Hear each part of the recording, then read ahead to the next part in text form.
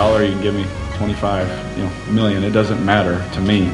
My number one goal is that I make sure that I give everything I have to this organization. So there's no pressure. There's no, we'll be on the 1 yard line and I won't give it to Marshawn. I'll throw it. It's none of that stuff.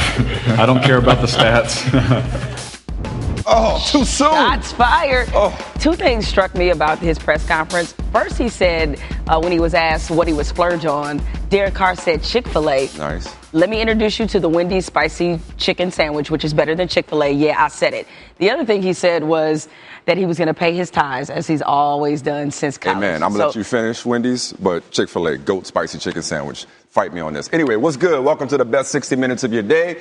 Is that really the best the Bulls could do for Jimmy Butler? Did Danny Ainge pass on the best player available because Josh Jackson stood him up? And which team on the come-up has the best core after last night, the Sixers or the Wolves? All that's coming up. But first, Lonzo's a Laker, and LeVar says the playoffs are coming. Yeah, that's what he said. Even though there was a lot of speculation, the Lakers weren't enamored with Lonzo Ball. And even though they used all the time on the clock last night to make their pick, in the end, they did what most of us expected them to do. From jump, they drafted Lonzo Ball. A short time ago, they introduced Lonzo at a press conference. Here's Magic on their new phenom. What a tremendous day it is for Laker Nation, the Laker organization, for Rob and I, as well as the Buss family, to welcome the new face of the Lakers, the guy who I think will lead us back to where we want to get to. We want to say, welcome to L.A., welcome to the Lakers, man, and we look forward to exciting things. And I'm going to put a little pressure on you right now. You look to your right, there's some jerseys hanging on that wall. We expect a Ball jersey hanging up there one day, all right? All right, good. Just leave me one or two records, okay? That's it. All right, don't break all my records. All right, let's ratchet up that pressure even more. Here are your Rookie of the Year odds, courtesy of Bovada. Lonzo Ball has the best odds, 5-2, followed by Ben Simmons, Markelle Fultz, and De'Aaron Fox. Well, Mike, looks like we're looking at the Lakers' new savior. See, there you go. All right. So, you heard what Magic said, right? Let's go to church. Okay, let's go to church. Magic is God in L.A., okay? They told me and they tell you that God doesn't put anything more on you than you can handle. Oh, here you go. Magic wouldn't say that to him if he didn't think he was built to handle it. This is what the kid wanted. This is what his family wanted. This is a dream come true. He's built for this, in my opinion. Now, whether or not he turns out to be the next great Laker remains to be seen. But the pressure to me is more on Magic as president, and if you want to extend it, it's on Jeannie, because people are not going to give up too many more passes when it comes to her decision making. So Jeannie Buss, Magic Johnson, Rob Pelinka, the agent turned general manager, and for that matter, Luke Walton, the golden child with the Warriors, whose honeymoon period isn't going to last that much longer in LA. So yes, there is pressure on Lonzo Ball to perform, but no more than any other Lakers high draft pick, let alone a second overall pick. Don't talk to me about what his daddy said, because his daddy is a prognosticator, but he's not a prophet. So for him, you sure you can't tell him that? Well, he asked Zeus and Jesus. He thinks so, but he's a walking, breathing Twitter account. You know what I mean? He might as well be here with us, just delivering proclamations. He thinks his son's going to improve them by 15 wins in the Western Conference, and now has Minnesota looking like a playoff team. So I don't think there's too much pressure, or anybody's writing checks that Lonzo Ball is not capable of cashing. It's way too much pressure on this kid, and we have to remember what the last Laker great did, as in Kobe Bryant, and all he accomplished. As Magic said himself, out of his own words, we expect your name, your jersey, to be hanging up on those rafters. You know how hard... Who looks foolish if that doesn't come to fruition? Well, obviously it starts with Magic and Jeannie, but number 3 is Lonzo. Like, I understand what you're saying. He's not talking it. It doesn't matter if he's talking it. He's a part of it. Mm-hmm. He can't divorce himself from this pressure. His father put him on it, and I think him being right there from L.A. is a part of it. Going to UCLA, it's this entire narrative. Look, you mentioned his dad. And while, I'm entertained by LeVar Ball, just like you are. Like, he's just entertainment to me. He's not to be taken seriously.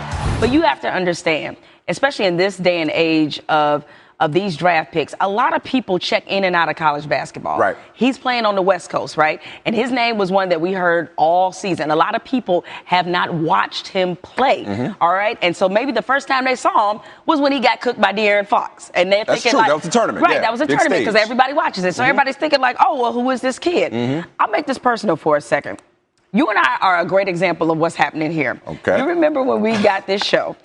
ESPN did a great marketing campaign, very clever. We dressed up the costumes, and all that, right? Yeah. You would have thought that we were going to be doing SportsCenter with live animals and sparklers coming out of our behinds. Bucket naked. Right. Backward. We're backwards, speaking Swahili. This is going to be the most different SportsCenter you've ever seen. Changing the game. Right. We were reinventing television, okay? We were doing something you have never seen before. Magic tricks, ponies, all that. And what happened is that you got a different SportsCenter for sure.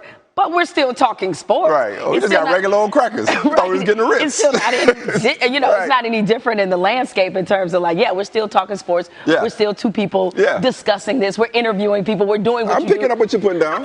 We're doing what you do on the sports talk show. So I say all that to say, that's all cute and nice that you try to keep them away from this pressure. No, I'm not saying there's no pressure. They expect greatness. I'm not saying there's no pressure. I just don't think it's going to break him. And I think I don't think it will break him, but it's great. And I think it's a little bit unfair because of the legacy and reputation of this organization.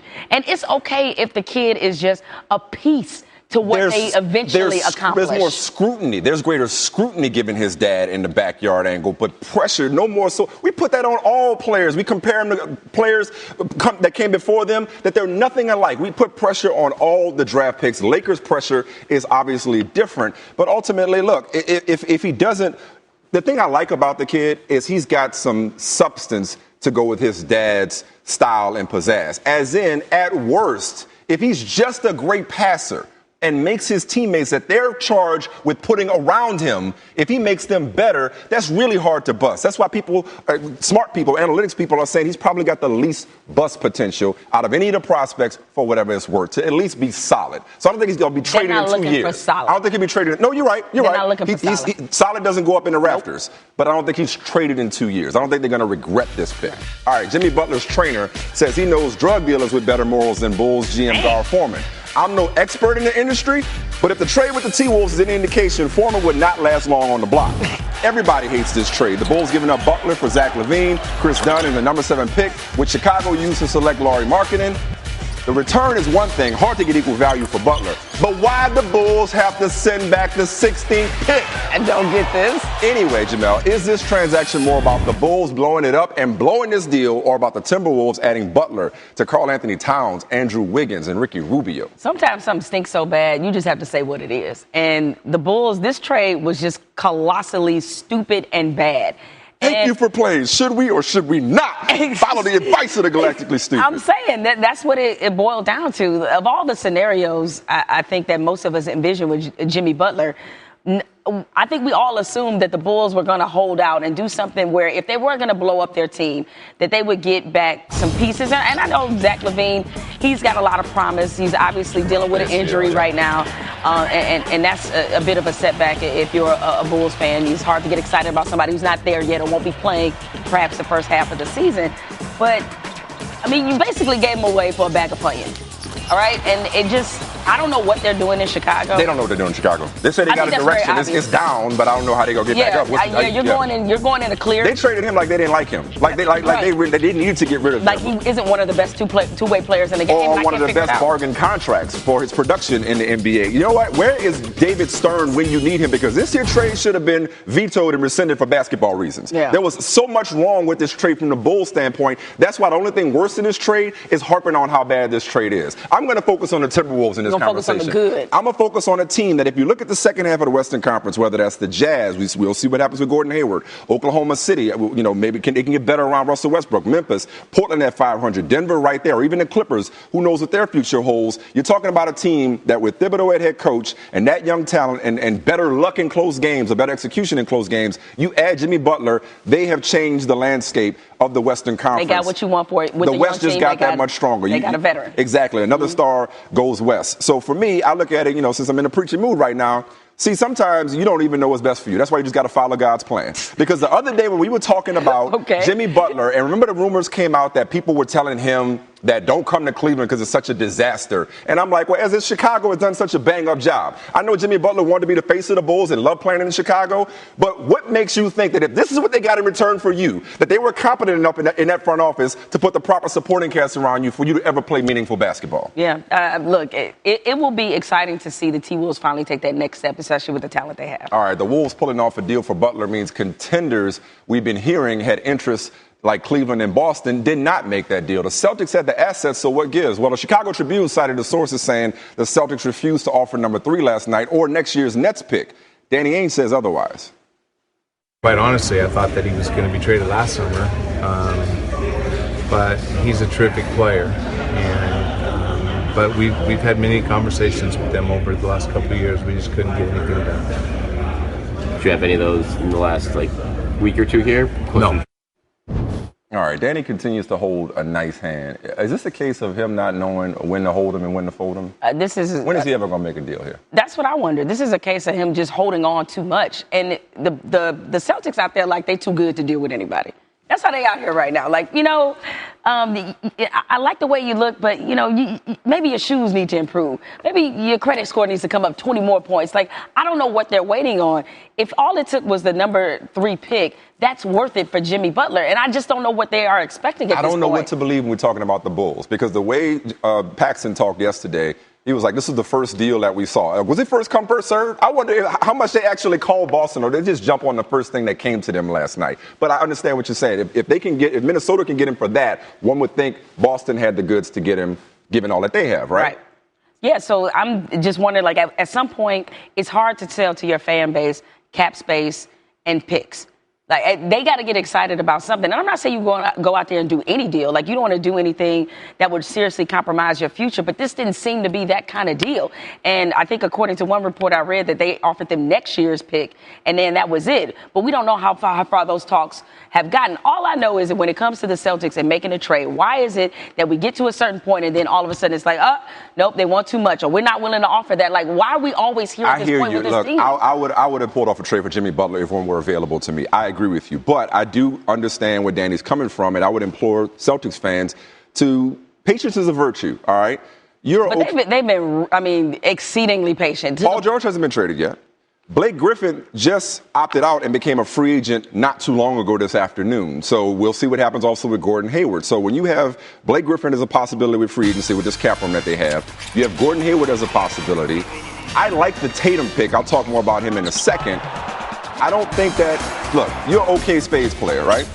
Wait, I know you're not saying that after what just happened. Go ahead. Look, I'm not going to derail. No, you can't call me okay. Because, Mike, you single-handedly were the reason we lost to Paul Pierce, and speaking of the Celtics, and Rajon Rondo. No, we ran the Boston on them and they were cheating. But the people don't care about that. It was you. But you're an okay Spades player. How many times have you bid and your partner starts panicking because you said that you had 5, and by the end of the game, it's like, where are these 5? And then you start rolling out them trump cards. What I'm saying is it's not the end of the world that they did not make this trade right now. And, okay, what's your favorite hood snack?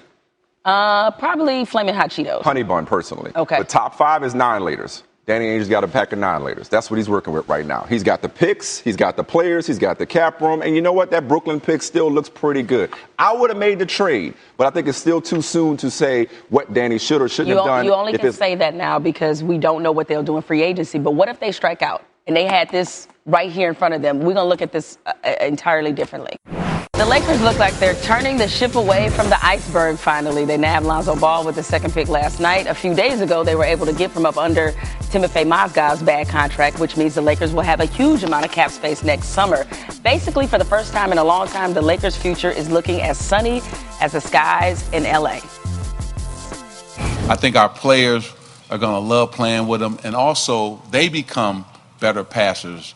They want to make the extra pass because of Lonzo. So this is a great day for them too, not just the organization, but for our players. And that's why they're all getting ready right now, because they're going to love playing with them. Watch out, Larry Nance on that lob. Wow.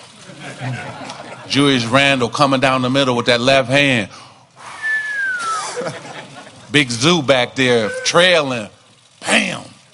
I mean, on and on. Don't get me started now. I'm just like, it's a great day because you're going to see highlight moments from this young man just by passing the basketball. And Laker fans are used to that. We're used to great leaders. That's why we win. You know Man, what they look Magic like. can sell ketchup to a man with white gloves. Never lying. Mm-hmm. And you know what? Maybe Ramona Shelburne, you had a front row seat for this, so you obviously plugged into all things Lakers. Maybe that's why this might be different this summer, because you got Rob Pelinka saying the plan is to get 2 superstars with the cap space they freed up. We've seen the Lakers allocate cap space plenty of times and strike out. Is what we saw just now from Magic Johnson, not to mention the pieces that they're assembling, albeit young pieces. Yep. Is that why this will be different this time around when it comes to luring star players back to Los Angeles? Yeah, that's the bet, right? I mean, I think that's what we're really talking about. For as long as, I grew up in LA, guys, and the Lakers always found a way to make things happen. I grew up watching Magic Johnson, right? And he just found a way to make some magic. And, you know, it's interesting to see how this dovetails with the story of LeVar Ball saying, we got to speak it into existence. I got to make it happen, right? And I just caught LeVar Ball after the press conference. By the way, he was not a big part of this. He walked in, he had a Stay in Your Lane shirt under the big baller brand, so apparently those will probably be ready for purchase if you want to go get one. But he was here, and I said, LeVar, that is ridiculous. You said this 20 years ago, and it actually happened. And he goes, it's not ridiculous, it's ballicious. I mean, it's like, how did this happen? Like, the Lakers' exceptionalism now is tied into the Ball family story and their exceptionalism. And, like, if you believe in magic, if you believe in that Laker exceptionalism, maybe today, maybe this future does feel different than it did just a couple years ago when they were actually going down the same path. They just had 2 very different guys in charge of the front office then. All right, Ramona Shelburne, as always, we appreciate the knowledge. We will talk to you later. Subtweeting and live tweeting at the same time. Ben Simmons, crazy pills when Lonzo got taken. Joel Embiid, please dunk on him so hard that his daddy runs on the court to save him. We all knew who they were talking about because that man, he got to talking last night. LeVar, you already got the Lakers hat. I'm trying to tell you, I knew this was happening before it was happening. When did you get this hat made? When he was a baby. How good is Lonzo Ball going to be? Lonzo Ball is going to take the Lakers to the playoffs his first year. Come see me when he does. I'll have another hat on to say, I told you so. You ain't had that hat since he was a baby. Since he was a baby? Come on now. Get your uncle. Get your uncle, right? No, look, I know y'all sick of him. Y'all sick of him. This is it. This is the last time we talk about him. No, don't make that promise. You never know. You never know what he'll do. We have some autonomy. You're right. We never know. But I honestly, I do think this is the last time that we go talking about him because he is not the biggest voice in the room. You heard Ramona referencing it. He kind of laid back because that's Magic's show. Right. That's the Bus's show, okay? LeVar Ball ain't bigger than the Lakers. That was his moment in the sun, and I think his 15 minutes are up, albeit maybe temporarily, because the next time we hear from him is probably going to be if the Lakers are doing well. You understand what I'm saying? And that's a problem that Lakers fans, I think, are going to want. But I think he's going to fade into the background. Maybe I'm crazy for thinking that. Let his boy do his thing. And again, when you put a microphone in this man's face in that moment, you already know what you're going to get. He's on one every other day. Right. On draft day, I'm surprised he didn't say he'd be MVP this year. I'm surprised he stopped that playoffs. Yeah. So I don't think, look, there are going to be some players that are going to want to, maybe shut Lonzo Ball down, but I don't think it's going to be so much so because, again, it's his dad. It's not him. The kid is unassuming. It's not going to be that bad where they're going to be flagrant fouling him every chance you get. I don't think they will. I don't think they'll look to get physical with him or do anything dirty, but they will look to embarrass him at certain points. You mean to tell me the first time LeBron sees LeVar or Lonzo rather that he's not going to put a little? I'll give you De'Aaron Fox. I'll give you some of these young bucks. De'Aaron Fox will. I think LeBron will. I don't think LeBron. That's beneath LeBron. They're bigger than that. I think these young bucks will get excited. He talked about the man's children. You saw Simmons and Embiid. They barely played. So he talked about the man's children, which he didn't appreciate. He let it be known then. And I think a lot of people, because his dad has been such a mouthpiece, they will just be looking to do this just out of sheer pettiness. Athletes are petty, Mike. It doesn't take much for them to get extra motivated to go at somebody. I think we all take LeVar Ball way too seriously then. If what he says actually gets under people's skin enough for them to be extra motivated to go against a guy beyond. I don't know if it's beyond the number 2 pick and a rookie. People always ingratiate rookies that way, or not ingratiate. They always baptize rookies or try to go at a rookie, challenge him just because, hey, Rook, you're new to this. You think LeBron's going to get up even more than he already does because of LeVar Ball? Come on now. I think that because players, again, it's a long season. Yeah. And sometimes you look for little things, and a lot of times guys just want to be funny, and they may find his dad entertaining, but they say, okay, since your dad got all this to say, let me show you what it's really the about. The evidence is on your side. Most people, you've seen several people reference this. All right, fans at the draft had a good time beating NBA Deputy Commissioner Mark Tatum to the punch. Talk about doing too much. With the 51st pick in the 2017 NBA Draft, the Denver Nuggets select Monte Morris from Iowa State University. With the 52nd pick in the 2017 NBA Draft, the New Orleans Pelicans select Edmund Sumner from Xavier University. Are you ready to have your mind blown, Mike? Yeah, let's do it. Just stare at this. Look at that. Doesn't that look fake? But it's not. It's hypnotic. It is. Those are 14 elementary school kids in Japan. They set a new world record for most skips over a single rope in 1 minute by doing it as a team 225 times. Now, this is how you jump rope. No, that's not. See, I was always, I could never. That's somebody's uncle at the family reunion doing way too much. That's Danny Ainge with the trade, like not wanting to jump in, right? But tripping on himself?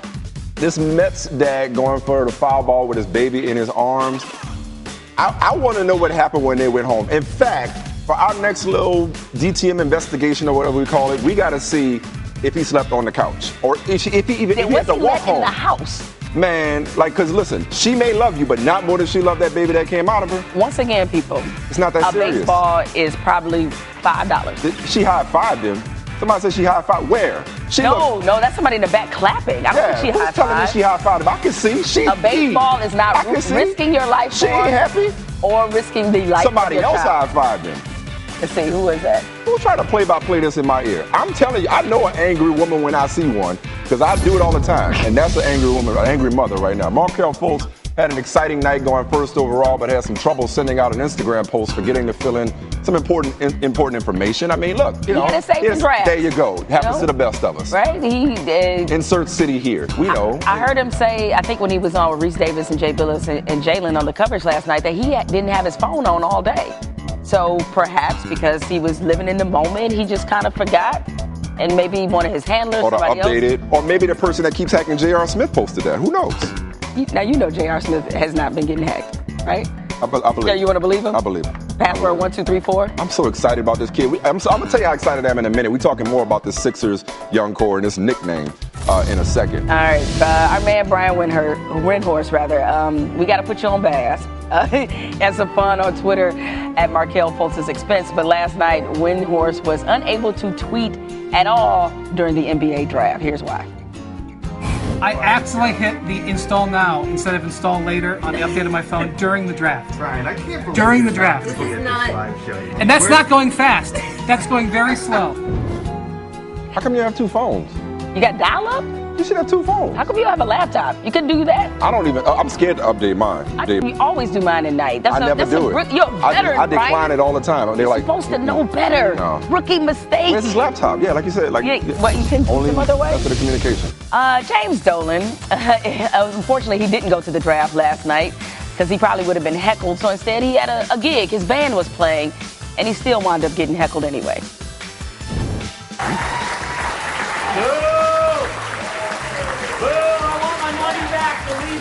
Terrible. Your singing voice leaves a lot to desire. You're a bad singer. Don't quit your day job. You're a bad singer. Terrible. This is terrible. I want my money back. I just want a refund. That's all I want. Who are you? How do I get a job singing for a band? I don't know. I want it back. I want my money back. So Charles Oakley's like, don't trade places with me. Right? Well done. Did he perform? Doesn't he have a song called Fix the Knicks? I think it's a song. I don't know how old James Dolan is. He's like the equivalent of the 40-year-old trying to be a rapper. Dude, you too old. Like, stop trying to be the next blues traveler. It's not working. Hats off to the Knicks fans who spoke on behalf of so many by heckling him. Who's paying for it, though? That's if you heard James Dolan was doing this, why would you pay to see that, right? That's a good question. The Knicks didn't trade Kristaps Porzingis last night, and instead they drafted French point guard Frank Tilakina, a pick that, of course, inspired the usual New York optimism, which is sarcasm. While Porzingis is a Knick for now, anyways, this has been a dramatic last few days, egged on by Phil Jackson admitting they were fielding trade calls for Porzingis. So now that the drama has kind of, I guess, subsided, the aftermath, the fallout, I mean, is the damage already done, right? That's relative. Like, how much more damage can you do if it's already dysfunctional? Okay. I mean, so you said it can't get worse because it's just bad. What did I say yesterday? There's nothing to see here.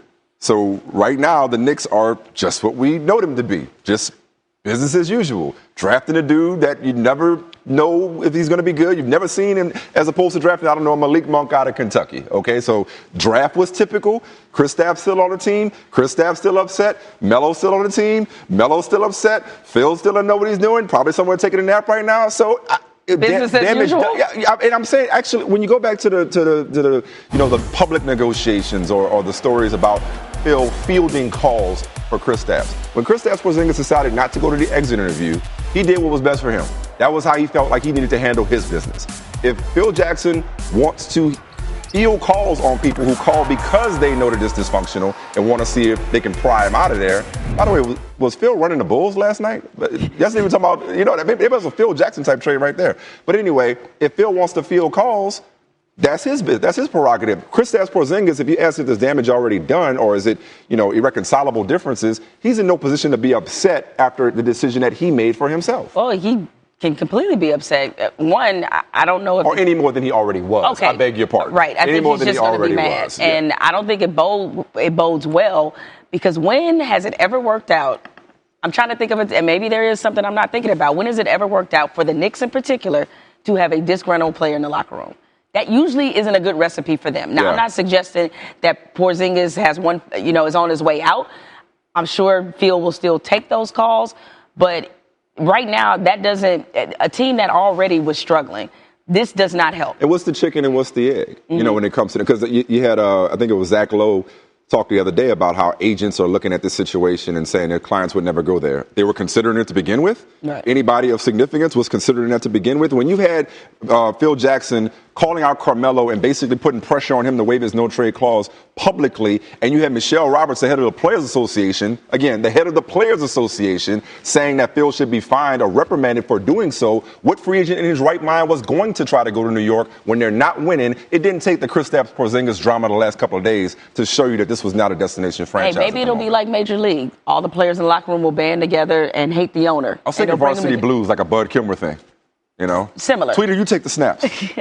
All right, Mike. Now, you think that Danny Ainge is just being patient. I think he's being stubborn. Here's Exhibit A, that I'm right. Apparently, even though he took Jason Tatum last night, 3rd overall, he's still a little salty about Josh Jackson not working out for the Celtics. Never talked with Josh. No one in our organization did. They canceled a workout on us when we flew out to Sacramento. And they just decided to cancel it as Brad and I and Mike Zarin flew cross country. So there was something that he didn't want to play for the Celtics. I was mad. I flew across country. You kidding me? I had to get up at 4 o'clock and fly back home. So what'd you do in Sacramento then? I don't know. There's nothing to do in Sacramento. That's messed up. You think he was in the right there? I'd be mad. Okay. But in the right... But will you be mad enough to not draft a player? Who says that's why he didn't draft him? Well, I don't know. But he's Let me tell you something. If Josh Jackson... he seems pretty irritated. Oh, and he should why is he have... still talking about it? And he should have been. I mean, well, it was a story about how they couldn't coordinate a workout. Look, if Josh Jackson were head and shoulders above Jason Tatum, I think Danny Ainge drafts him, and they'd laugh about it at the press conference if he really wanted him. You give people too much credit. No, that's not. Well, maybe I am. But the credit I'm giving is not so much to Danny Ainge for not being petty enough to pass on a player because he blew you off and you didn't work him out. He's drafted people that he didn't work out before. What I'm saying, I'm giving credit to Jason Tatum because this is now 2 players. Let's say Josh Jackson was, a better player or a higher profile prospect as far as Danny Ainge was concerned. He passed on Fultz, who he had to take opportunity to take number 1. When he says he would have taken Jason Tatum number 1, I do believe him because he had the opportunity. That's a convenient thing to say after you've already made the No, trade. what's convenient is for somebody like Vlade Divac to say at 5, we would have taken De'Aaron Fox number 1. Well, you never had number 1 to begin with. When you had the option of taking somebody number 1 and you say we would have taken him number 1, well, clearly you were comfortable taking Tatum because you traded down. Not to mention, as much as I like Josh Jackson, I like the Celtics picking Jason Tatum because they need somebody that can get buckets. They need somebody that can get a shot off. Josh Jackson has a lot of work to do when it comes to shooting. Maybe more athletic, a better defender, this, that, and the other. But I think Jason Tatum is just as good a fit. So while, yes, it may have been a factor in saying I'm going Jason Tatum because he worked out, he's quote-unquote clean prospect. We're all good with him, but I don't think it was the determining factor. Does that make sense? It does, but I just remember a couple weeks ago, we discussed a story where I think it was the Suns didn't draft Kawhi Leonard because he sweated through his suit.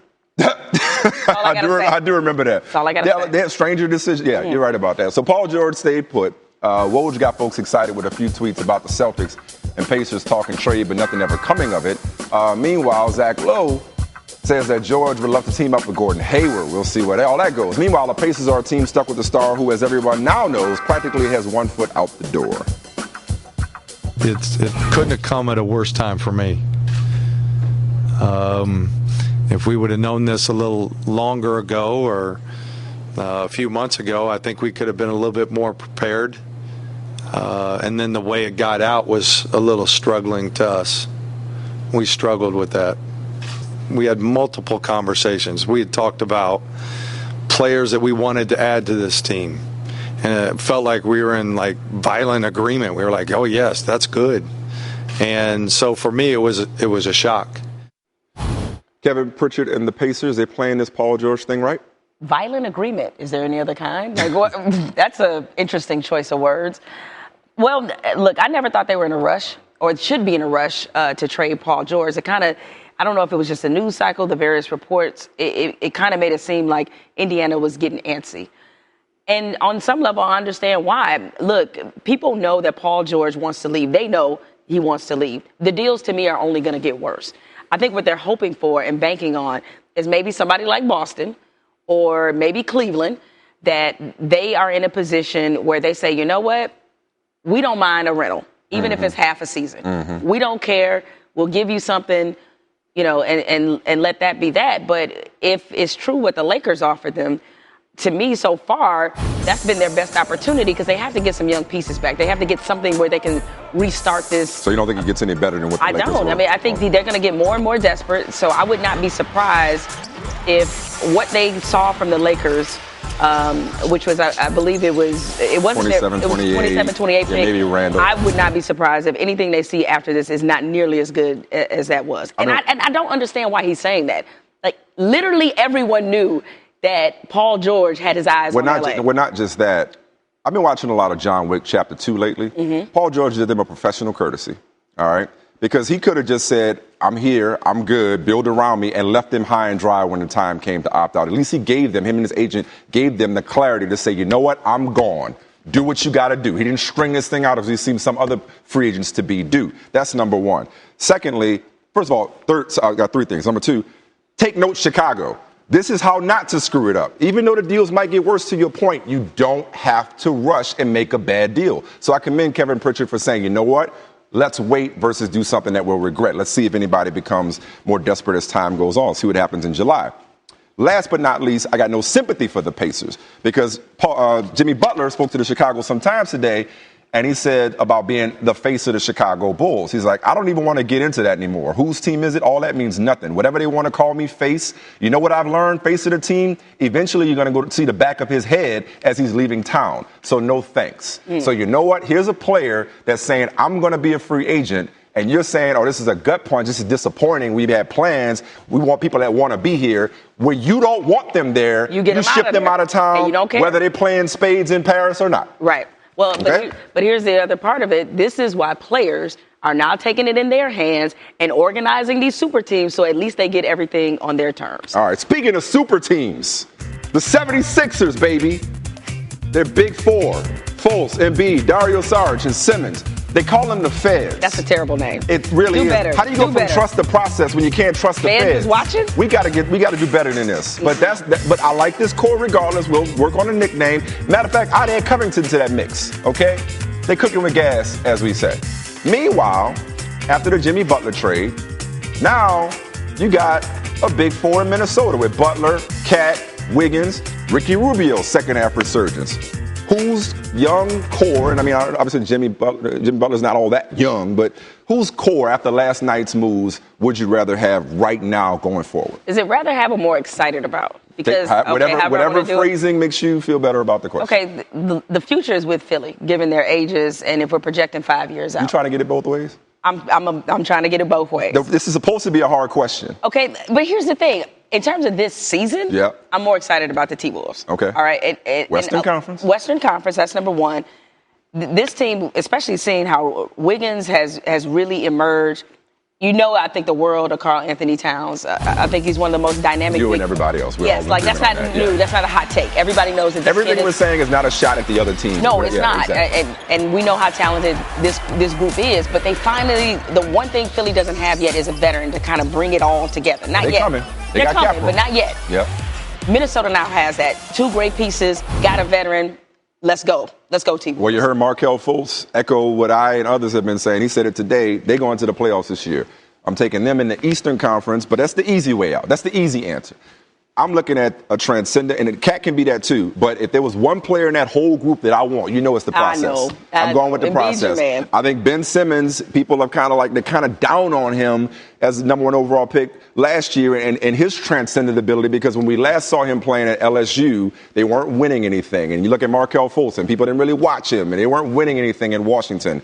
Those guys, all three of them have the ability to be transcendent players. They have better shooting, in my opinion, than Minnesota does right now, and that's where the game is going, outside shooting.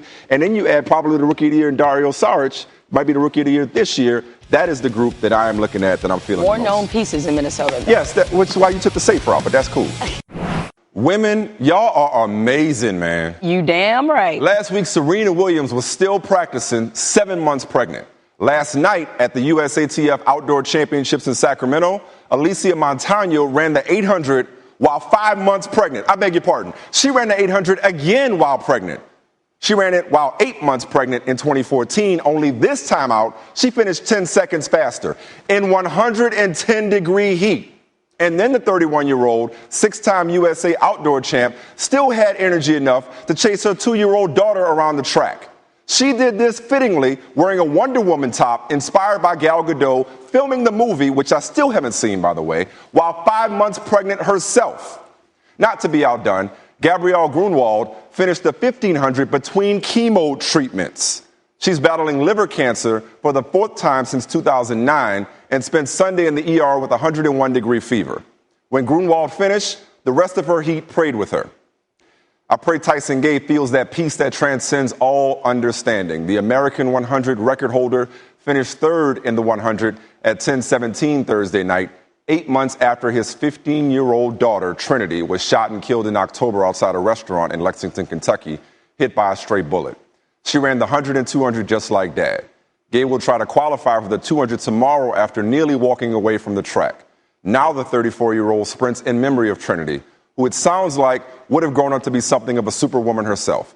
To think what she could have done, what she would have done, how many she could have inspired. Instead, she leaves that to her father, who, along with Montano and Grunwald, may not have finished first or even qualified, yet claimed victory all the same the second they stepped into the starting blocks. Was that the Michael Smith version of Tupac, Keep Your Head Up? More or less. Yeah, it kind of almost felt that way. Okay, with all due respect to LeVar and Lonzo Ball, the father-son story of the week that deserves our collective attention involves my colleague, Keyshawn Johnson, and his son, Keyshawn Jr. Now, earlier this month, Keyshawn Jr., a wide receiver at Nebraska, was cited for marijuana possession by university police. Obviously, no father wants to hear about their son being caught with weed. But Keyshawn Sr.'s response turned this into a great lesson for all parents. Rather than make excuses for his son or not address it at all, Keyshawn decided to withdraw his son from school and bring him back to their home in California. The elder Johnson said it was a mutual decision between him and Nebraska coach Mike Riley. But Keyshawn was brutally honest about why the decision was made. He tweeted, "Sometimes you need to take a step back before you can go forward." And later, when asked about it by an Omaha newspaper, Keyshawn sent an even stronger message to his son. "You're not a kid," Keyshawn said. "You take a look at it from afar and let me know how important it is to you." My mother used to tell me all the time, "I don't care if you want to be a clown, be the best clown you can be." She said that because she wanted me to understand that being great at something requires commitment, discipline, and sacrifice. We hear countless stories about sports parents who, if they have a talented child, start acting more like groupies rather than parents. Hopefully, Keyshawn Jr. understands where his dad and coach are coming from. You might be over 18, but you ain't grown, at least not yet. All right, this is my favorite video of the day, Mike. These kids thought it would be a good idea to dunk on the Domino's pizza delivery guy, right? Bad decision. Here's a tip. Don't dunk on the pizza guy because he can slice through your defense. And he did this in 30 minutes or less. You know who delivered last night? Vlade Divac and the Sacramento Kings. Giles, Fox, Mason in the second round. Bovada released its odds on the 2017 Pro Football MVP race. Tom Brady is the favorite at 4-1. Aaron Rodgers next best is 7-1, followed by Derek Carr at 9-1. I don't know what Zeke's odds are, but give me Zeke.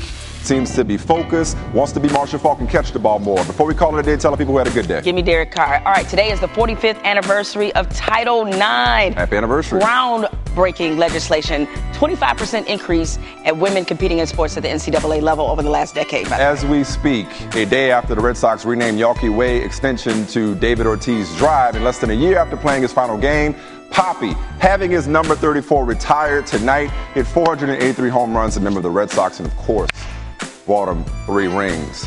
That's it for the 6. We will bring this fantastic show back to you on Monday. More Sports Center is next. Hey, please, no gang signs.